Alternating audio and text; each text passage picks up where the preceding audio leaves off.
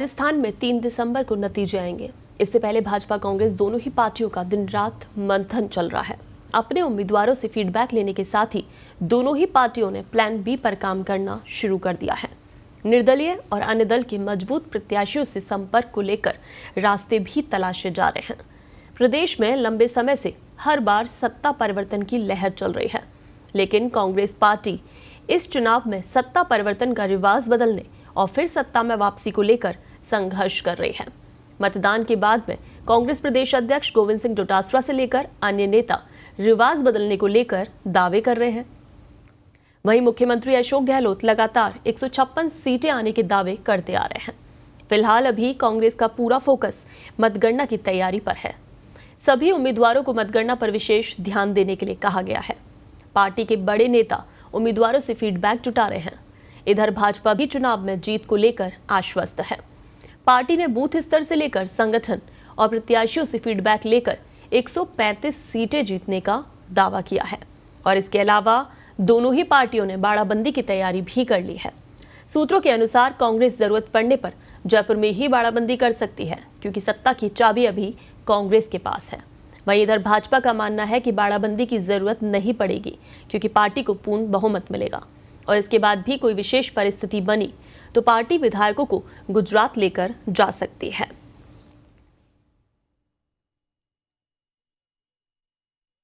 चलिए, इस पर ज्यादा जानकारी और अपडेट के साथ हमारे सहयोगी उमेश फोन लाइन पर हमारे साथ जुड़ गए हैं।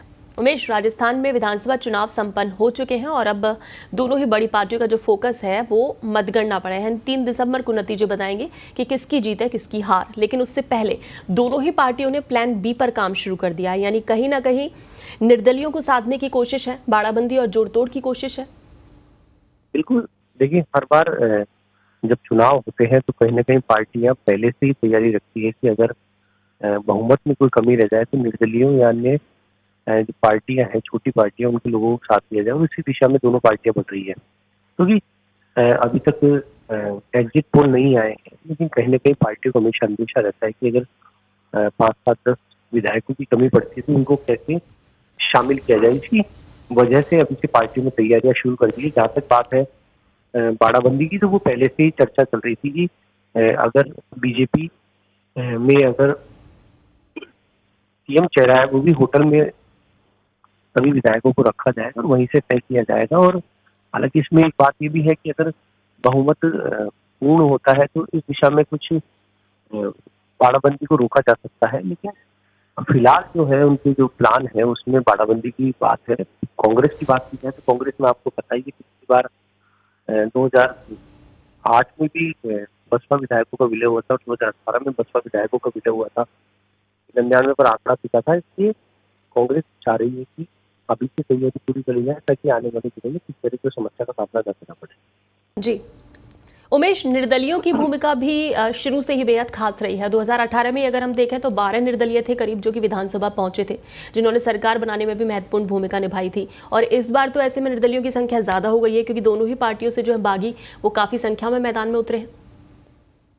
बिल्कुल, जो निर्दलीय है वो हमेशा सरकार बनाने में महत्वपूर्ण भूमिका निभाते आए हैं। हालांकि ट्रेंड देखा जाए तो बीजेपी को कभी इसकी आवश्यकता नहीं पड़ी, लेकिन कांग्रेस की दोनों सरकारों में निर्दलीय और बसपा का बहुत बड़ा रोल रहा है। और इस बात ही कांग्रेस को अंदेशा है कि कहीं ना कहीं जो उनका बहुमत का जो आंकड़ा है वो छू नहीं रहे हैं, लेकिन बहुमत के आसपास रहेंगे। ऐसे में निर्दलीयों की और अन्य जो छोटी पार्टी उनकी जरूरत पड़ेगी, इसलिए वो इस चीज की कवायद कर रहे हैं। हालांकि बीजेपी ये दावा कर रही है कि उनके पास पूर्ण बहुमत आ रहा है, इसलिए उन्हें जरूरत नहीं पड़ेगी। तो दोनों पार्टी के अलग अलग दावे हैं, लेकिन 3 तारीख को जब मतगणना शुरू होगी उसके बाद इसकी साफ हो पाएगी। जी उमेश, बाड़ाबंदी को लेकर भी जानकारी सामने आ रही है कि कांग्रेस जो है वो तो बाड़ाबंदी जयपुर में ही कर सकती है और बीजेपी, हालांकि दावा तो दोनों ही पार्टी ये कर रही है कि पूर्ण बहुमत मिलेगा, लेकिन फिर भी अगर परिस्थितियां ऐसी बनती हैं तो बीजेपी की तरफ से गुजरात में बाड़ाबंदी की जाएगी।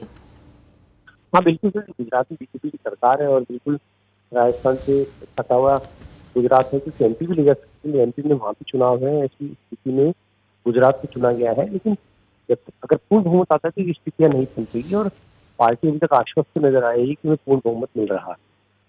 जी अच्छा, दोनों ही दलों को लेकर ये जानकारी भी सामने आ रही है कि कुछ निर्दलियों से संपर्क साधने की कोशिश भी की गई है, फोन तक पहुंचे हैं। क्या कोई इस तरह का अपडेट मिल रहा है अभी? बिल्कुल देखिए, मुख्यमंत्री अशोक गहलोत से भी जब इस बारे में प्रश्न पूछा गया था तो उन्होंने कहा था कि ये कोई प्रश्न नहीं है। हर बार जब मतदान हो जाता है उसके बाद निर्दलीय से संपर्क साधा जाता है और बिल्कुल कहीं निर्दलीय से संपर्क साधा जा रहा है जो जिस या कहें कि जिस मेंटेलिटी का है या जिस पार्टी से निकला हुआ है वो उस पार्टी में जाने का इच्छुक भी रहता है। तो कहीं ना कहीं दोनों पार्टियां ऐसे निर्दलियों पर दौरे डाले हुए हैं जो उनकी पार्टी की रीति नीति को समझते हैं। जी, चलिए बिल्कुल उमेश, इस तमाम जानकारी के लिए शुक्रिया। तो आपको बता दें कि राजस्थान में जहां विधानसभा चुनाव तो संपन्न हो चुके हैं, लेकिन अब नजर सबकी 3 दिसंबर नतीजों पर है। उस दिन आखिर क्या होता है, क्योंकि कांग्रेस जहां रिवाज बदलने के लिए आतुर है और वापसी करना चाहती है, तो इधर भाजपा है वो पूरी तरह से आश्वस्त है कि पूर्ण बहुमत के साथ अपनी सरकार बनाएगी। हालांकि इस सब को लेकर दोनों ही पार्टियों ने प्लान बी पर काम भी शुरू कर दिया है, यानी निर्दलीय और अन्य दलों पर नजर बनानी शुरू कर दी है।